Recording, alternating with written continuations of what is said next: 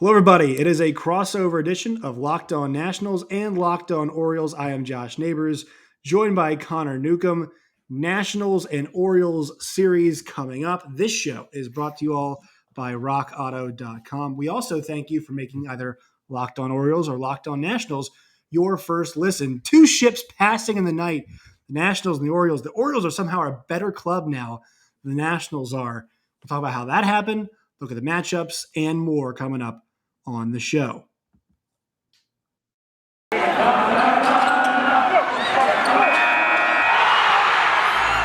are Locked On Nationals, your daily Washington Nationals podcast, part of the Locked On Podcast Network, your team every day.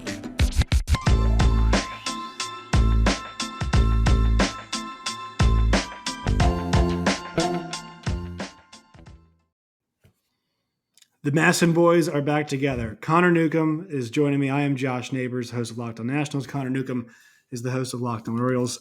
Connor, first of all, how are we? How, just generally speaking, life, everything. We don't talk very often, so how are we doing? We're doing good over here. I do think, Josh, now we talked about, what we wanted to discuss on this crossover. We're obviously here because the Beltway battle is happening for the first of two times this year. But I think we're going to escape this episode without railing on Masson for the first time in a Nationals-Orioles crossover history. We will see, but I think that is at least the initial plan. So how is things good on the Orioles side of Masson? And here we go. I just want to know. We mentioned it, so might as well. Kevin Brown this year signed as the basically full-time TV voice of the Orioles. They had kind of been cycling through some people since they didn't re-sign Gary Thorne. But Kevin Brown basically took Gary's spot this year. He's amazing. He's the Orioles' best broadcaster. Everybody loves him across the board. He's not Gary Thorne yet, but he's great. So that's been good. Ben McDonald's awesome. I don't know if you've watched any of the College World Series with Ben McDonald calling the game. He's been calling college games forever. Right. And once he leaves the Orioles for the NCAA tournament, and then once College World Series is over, he comes back. He's something else. He had a great moment on the College World Series broadcast the other day that I tweeted out where he literally had no idea who Dua Lipa was. I believe it was Eduardo Perez who was in the booth with him, made a Dua Lipa reference, and Ben McDonald was just flustered. Incredibly I believe he's like old school because where is he from? Yeah, so he's from Baton Rouge. Yeah, so he's like old school Southern baseball dude. Yeah, so he doesn't own a computer.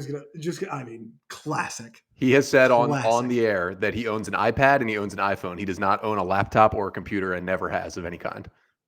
He just strikes me as a guy who's like the physical calendar. It's like I have game at 4. Show up. Yeah. Things are good on the national side too. It is Bob Carpenter, who's been there forever, and Kevin Franzen, former National. Obviously, he's been all over the place. So he's there. What's funny is, though, Ryan Zimmerman has joined the pregame, the pregame festivities now. But it's almost like, man, if he had called it quits a little bit earlier, he probably would have been the guy doing color commentary. Right. Because the thing was, we talked about this before, like Masson was cutting down on the number of people that were there. They got rid of Dan Kolko and Alex Chappell, and they brought Kolko back. So the fact that they were cutting back before kind of makes you think, they're really going out of their way to bring Zim on, which I thought was really interesting. But I think he's been good so far. And, Dan Kolko also appears to be the heir apparent, I think, to Bob Carpenter. He's been around for a long time, calling games all over.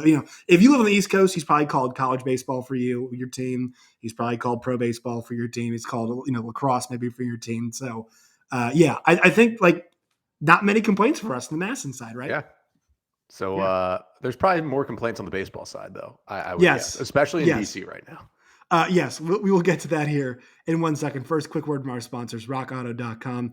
Our friends there. If you need a part for your car or truck, tires, carpet, upholstery in your car, whatever you guys need, RockAuto.com has you covered with the ever-increasing number of makes and models. It's now impossible for you to go to your local chain or auto parts store to get all the parts that you need. Don't endure the often pointless and seemingly intimidating questioning of, is your Odyssey an LX or an EX?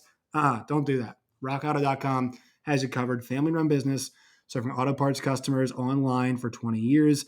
Don't spend 30, 50, even 100% more than you should be at a chain store. Go to rockauto.com today.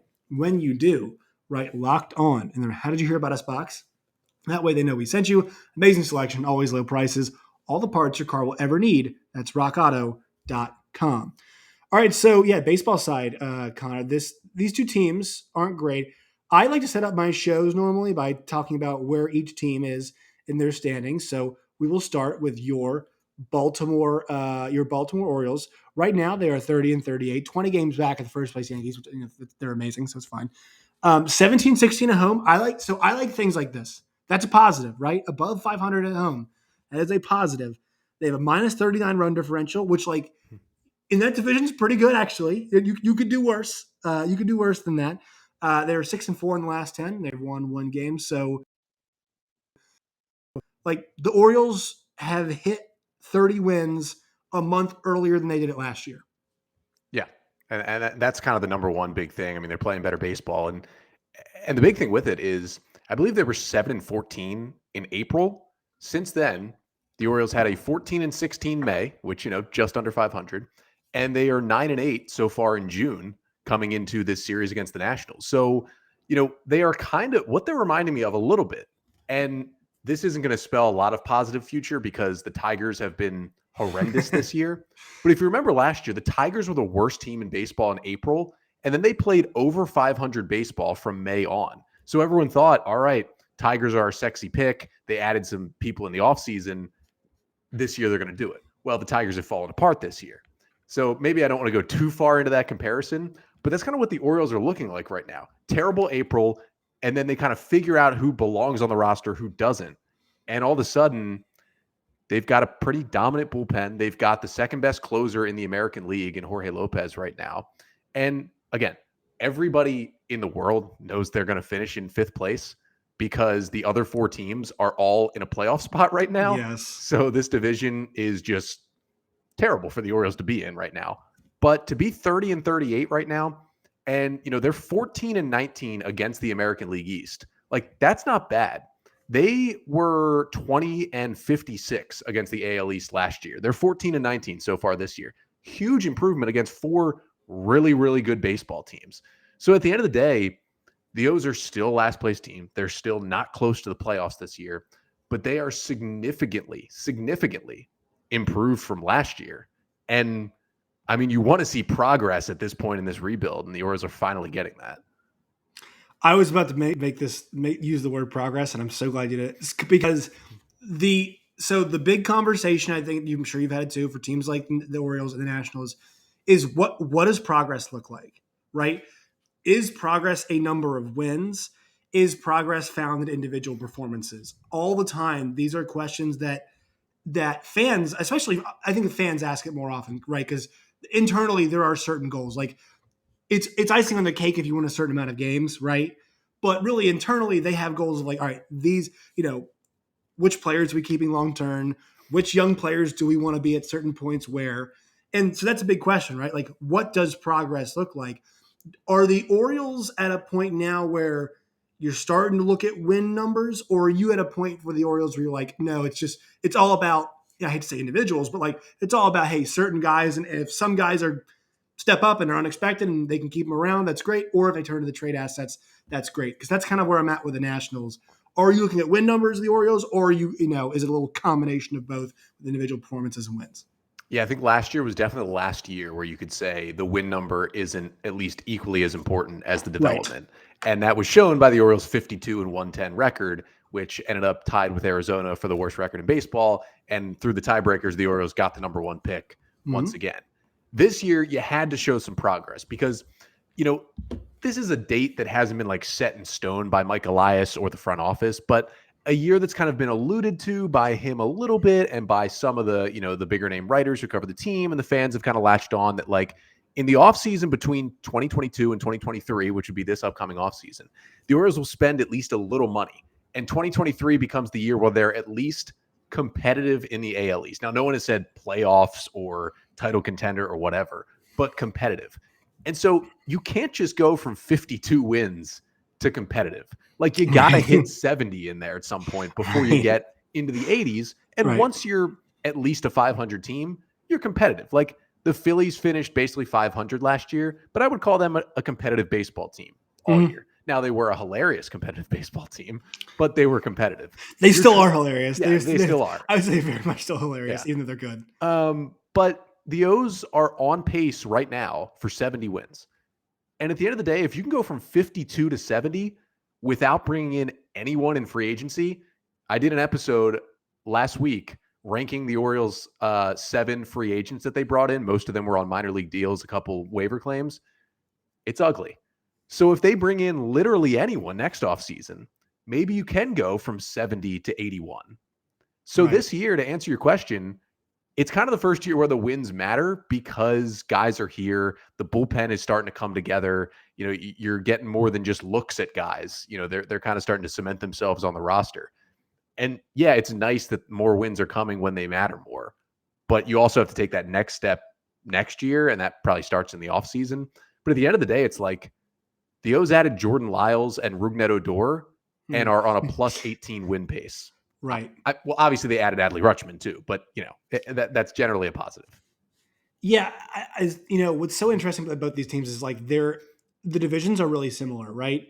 I mean, they are facing these massive. I call them like conglomerates, right? Like it's like the Yankees are a Fortune 500 company, right? At this point in time, the Red Sox, they still spend a decent amount of money. Like you're not bringing in Trevor Story and be like, yeah, we're fine with being average, whatever.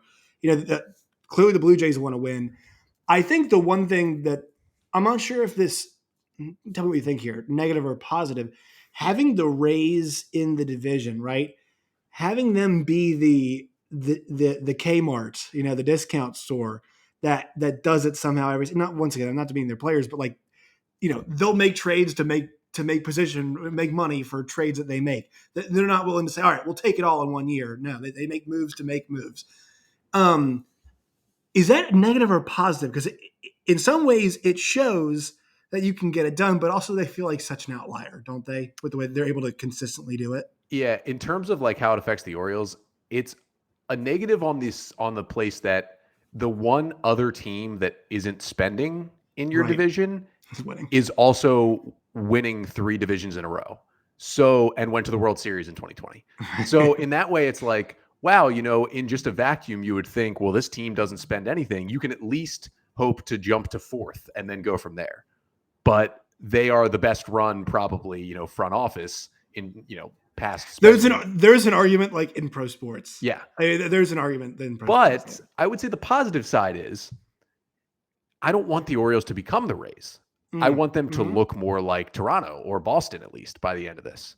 I don't want them to become the team that is flipping, unless you're Wander Franco, they're flipping you after 6 years and, going on to the next guy. But at least there's a blueprint for how to win in this AL East, spending like they are. And the O's are building up in the way that Tampa did. And they've showed the blueprint. And it's not just the last couple of years. I mean, they were in the World Series in 2008 as well. Like they've, they go through their little dips where they'll have 2 years where they just kind of reset everything and then they come right back to it. But it's kind of, it's a give and take because it's like, if they can do it, we can do it. On the other side, it's like, it'd be nice to have somebody to maybe be able to beat up on 1 year. And I'm also a little concerned because the last time the Orioles were good, 2014, they won the AL East. The Yankees were so old. It was like at the end of Jeter, the end of A-Rod. They were holding on to those guys too long, and they just hadn't embraced that like a prospect can help you too, and that, a good farm system can help you too. And the Red Sox were off a World Series hangover and just kind of weren't caring, and everything bounced right for the Orioles. And I feel that those kind of weird years for the Yankees and Red Sox just aren't going to come as much now because they used to just be, we'll spend our way out of it. And now they're like, we can still spend our way out of it. And we have a great front office and we have a great analytics department and we have a great farm system. So it's going to be tough moving forward. But at least the Rays have showed you can do it. So maybe the O's can do it too. Yeah, it's that's what makes the AL East like just fascinating. Although I will say this, you see the guys that are getting it done for like the Yankees, and it's, if they did that thing where they just like average next year for the first month, kind of like last year, they were average for a very long time last year. Like it wouldn't totally shock me, although it feels like they figured it out now. But the problem is, the Red Sox always feel like they're just looming right there. They're always a year away from making a couple changes and going for it. Toronto's they're obviously super interested in the Rays. Like you said, they can reset whenever they want. I want to mention this. Like Washington has more pro sports than Baltimore does. I firmly believe Baltimore is a better baseball city, and I also firmly believe the league is better than the Orioles are better. I think it's a good brand. I think it's a really good East Coast brand. I think it's one of the most slept on brands in all of pro sports. The Orioles are. So shout out to the Orioles fans out there. I know you guys are awesome fan base. Just want to give you guys that props. You wanted to talk about this though, how these two teams kind of cross paths. So I will say the one thing Washington does well is get behind a winner. Not saying they're fair weather, but like the Capitals have been one of the best supported teams in the NHL in the last 20, 25 years. And that's with them crapping out in the playoffs constantly. But people keep coming back, and getting disappointed. They keep coming back. Got a title, get disappointed again. So got the cup, got the one cup. Yeah, got the cup. But like, I will say this: Washington they're very good at attaching themselves, and they keep supporting. This transition has been a weird one that we've seen because really, like, I think that 18 title for the Caps. Are you a Caps fan? I always forget. Yes, I am. So like, really got to be appreciated, right? The 19 title doesn't get the shine because COVID happened after it. And so there wasn't this full stands, next year we're enjoying it, even though it's a hangover, we're enjoying it. And let's see if we can push them through. Like, it was a 60-game season where things went completely sideways.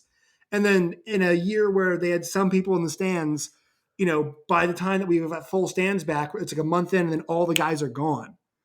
And so it's been this thing where it's like the Nationals fans kind of blink twice. They've been punched in the mouth a few times here, and the Orioles are by them, which feels like it was unfathomable a couple of years ago, right?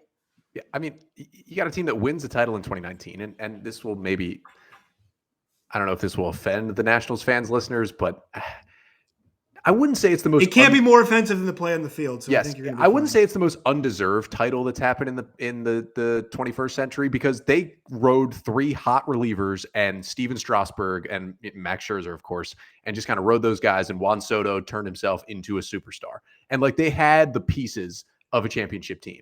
Yeah. But just the way that team was built, and it was just like a couple stars and some old guys on their last legs, and the way they got through that postseason, obviously with the Trent Grisham play and Joe Kelly still pitching in Game 5, and clearly they dominated the NLCS, but that Cardinals team was downright horrendous. I don't know how they got to the NLCS. Yeah, that was the. Yeah. I'll tell you what, I was like, this is going to be a sweep. I felt pretty good about that one. Yeah, you're right. Again, they were a good team. Like, I'm not saying this bad team showed up, but like, right. They the whole 19-31 thing, like there was a reason they were 19-31. Like this team wasn't like uber talented. This is like the least depth from any champion we've seen in a while in Major League Baseball. So it makes sense that they would take a step back over the next couple of years.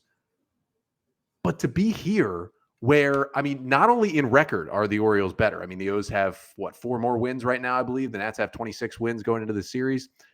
But my question is, like, they still went and added a little bit. And, with Josh Bell and Nelson Cruz, and those are kind of duct tape on a... Getting traded. They're getting traded. They're traded. Those guys are getting traded, too. We know that. And, Strasburg basically hasn't pitched since the World Series. He came back for one start, went right back on the injured list. And I get that. And obviously Scherzer leaves in free agency after trading him, and they trade Turner.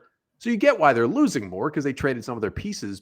But like, this is a long-winded way of saying, how did it get so bad that, like, I think if anyone just looked at the Nats roster, and maybe it's just because of Juan Soto and guys like that, but they wouldn't say like the Orioles have definitely more talent.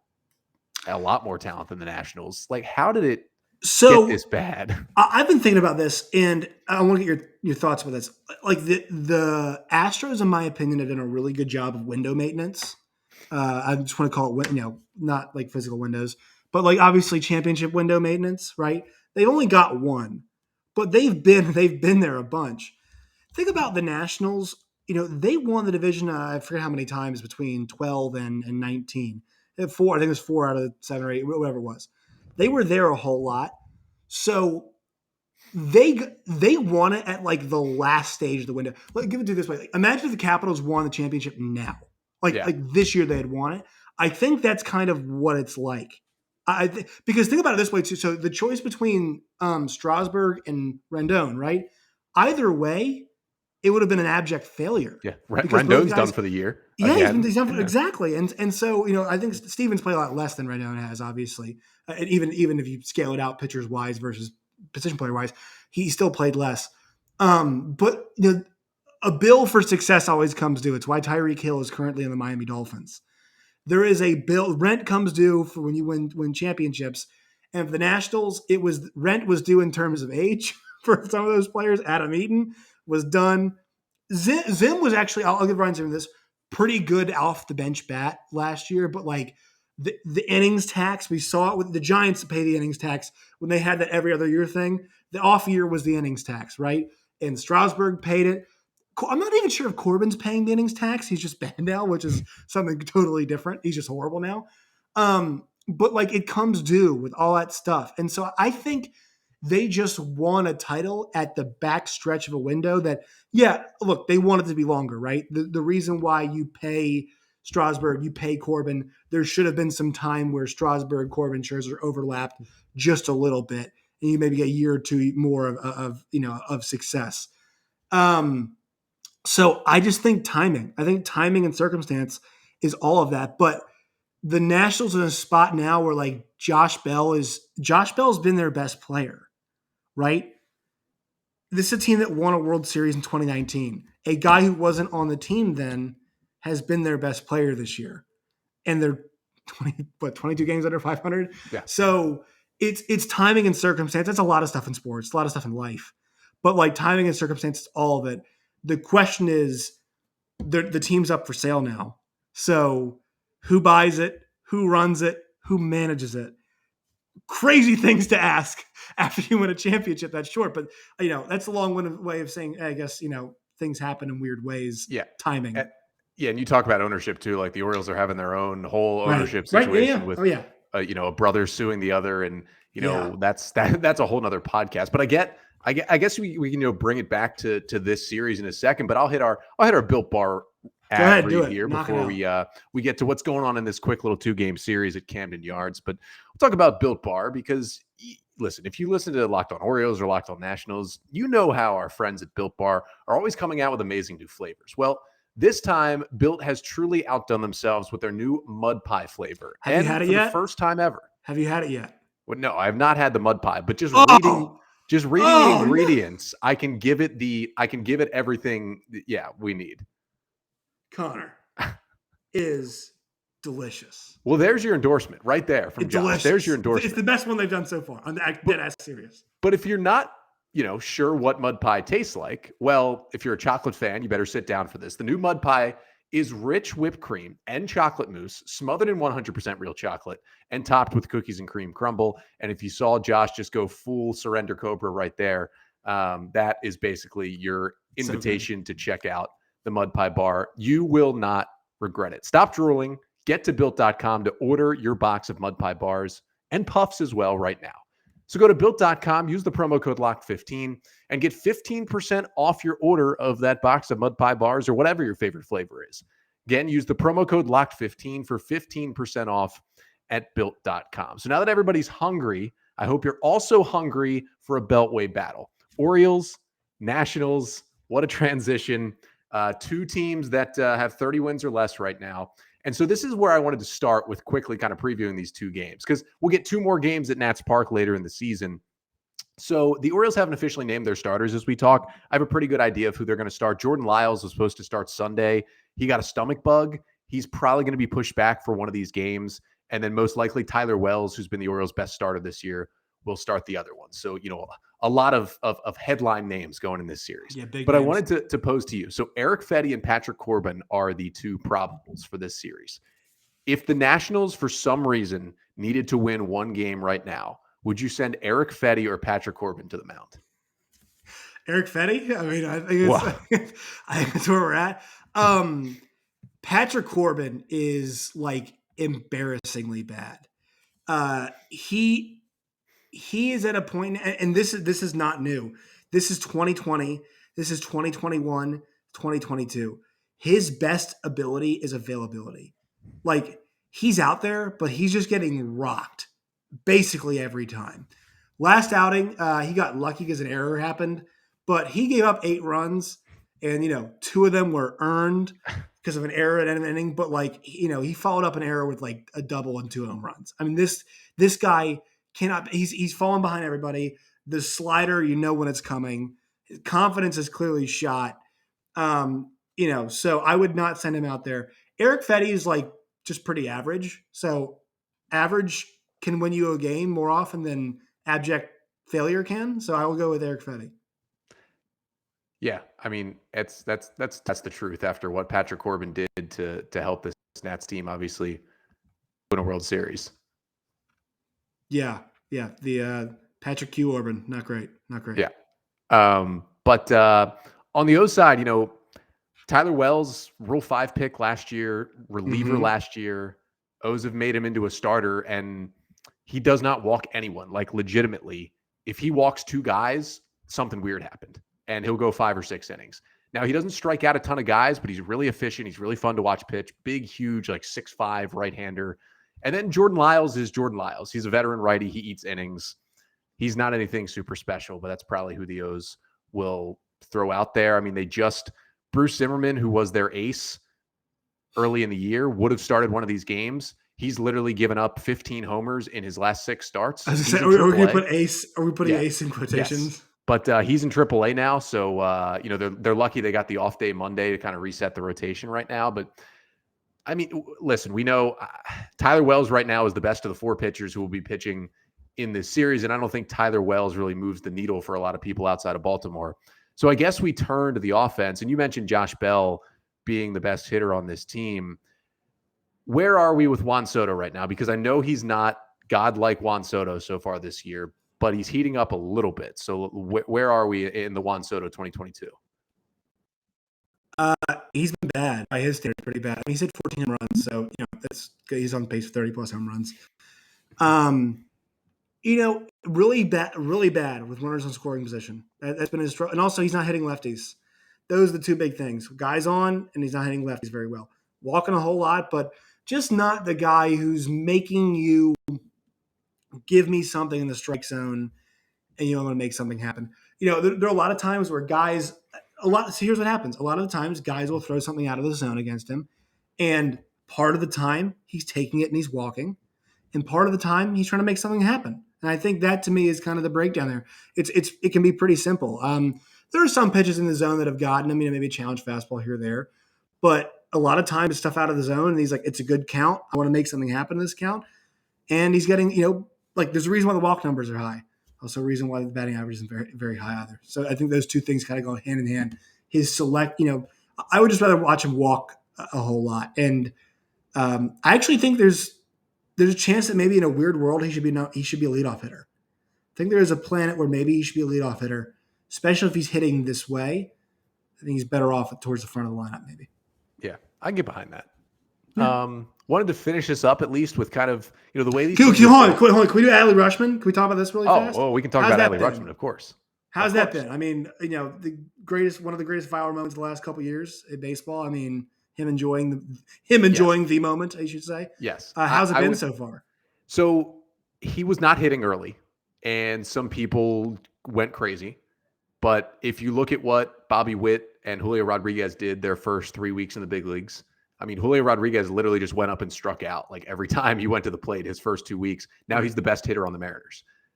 Adley is making that turn over the last week. He is hitting over 300 in his last 9 games. He finally hit his first home run in Toronto on Wednesday night. He's starting to drive the ball, more extra base hits. And he's just an elite defensive catcher. I mean, his framing is ridiculous. He's got a above average throwing arm, and his pop time is good enough where the arm is not elite, but he still throws runners out.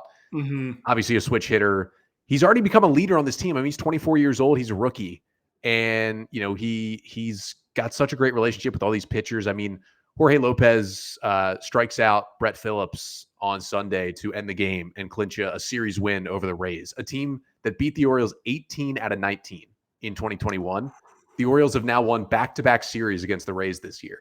And they close out a 2-1 win over the Rays to win the series. And Adley is just fired up. I mean, catches the strikeout and leaps up, like throws the hockey style mask off, pumps himself up, like sprints out to Jorge Lopez at the mound. I mean, he just brings the juice that the Orioles have had from some guys like Rougned Odor and Austin Hayes and others, like, do bring the juice to this team. But like Adley's at a whole nother level at times.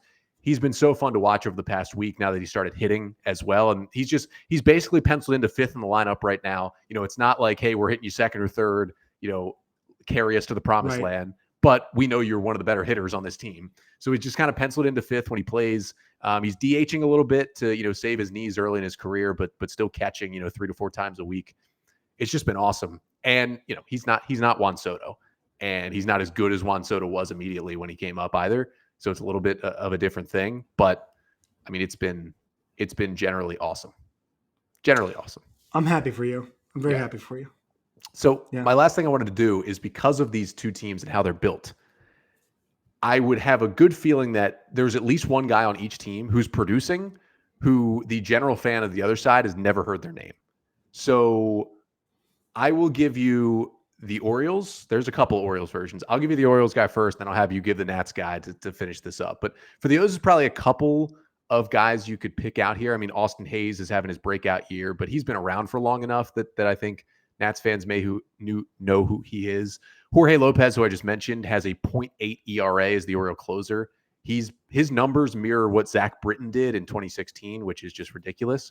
But I will give you a name that Nats fans probably don't know, and that is Felix Bautista. He is about a 6'7", 270-pound right-handed reliever who's basically acting as the Orioles setup man right now. He throws 101 miles an hour from over the top, has basically the highest spin fastball in baseball.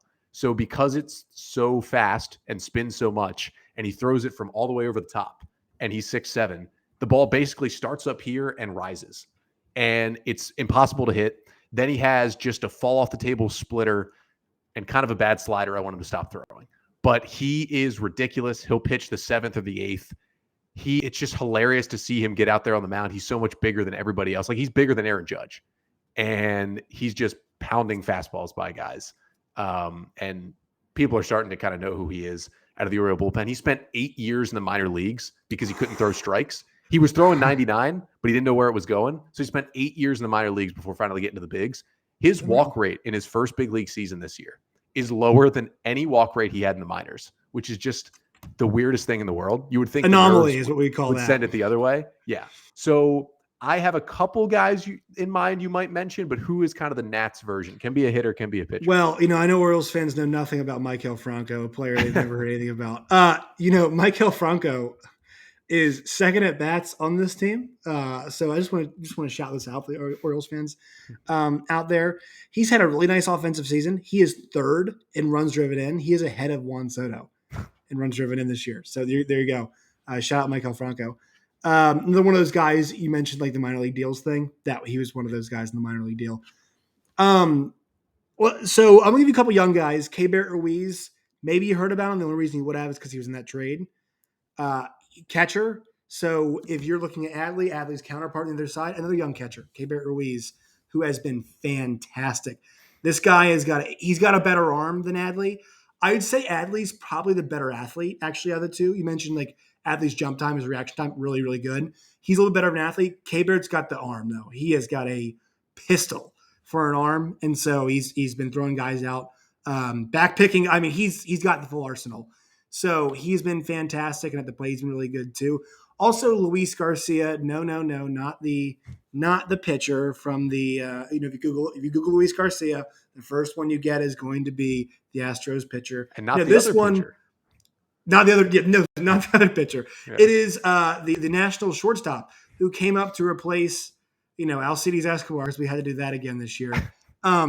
He was raking in AAA in 19 games. He's hit 360 so far in the big leagues. He's a kid. He is going to make mistakes in the field. He's fun to watch, though, and he's a big part of the Nationals' future. He just came up and started hitting immediately. So Keibert Ruiz, a young guy named Maikel Franco, the Orioles fans know nothing about. And also, I'll give you Luis Garcia, too. Those guys. Also, maybe Yadiel Hernandez in the back of the lineup, too. So there you go. There's some guys. Yeah, I think the general baseball population probably not tuning in for this series, but we know Orioles fans don't like the Nationals I don't really know how Nationals fans feel about the Orioles, but it's the Is there massive battle. dislike? Hold on. Is there dislike here? There I is. feel like it's a whole lot of people go to the games who are like, oh, I'm a Nats fan. He's a Nose fan. This will be fun. There's some dislike. I think it's because of just the Nats coming in, and obviously there's some old Orioles fans who became Nationals fans, and I think True. people don't like that. I Fair think enough. a lot of the Masson lawsuit has to do with the Angeloses, but it also has to do with just the existence of the Nats kind of brought that on. That's very fair. And so I think some people have some gripes there, but we got O's Nats. So take us out, Josh. We got O's, we got Nats. The people listening are going to be watching. Maybe not a lot of other people, but the people listening to this pod are going to be watching. Yes, we know you all who are listening are going to be watching. Connor, one more thing from you. Tell people where they can find you and your work in all of its variety. Yeah, so at Connor Newcomb _ on Twitter and at Locked On Orioles on Twitter. And then wherever you get Locked On Nationals podcast-wise, YouTube, Spotify, Apple Pods, wherever you can also get Locked On Orioles. You guys can find me on Twitter at JoshNeighbors _. You guys can find the show at LO _Nationals. You guys can find the show over your podcasts and on YouTube as well. Connor, it's a pleasure. It's the Masson Bowl. Enjoy, everybody.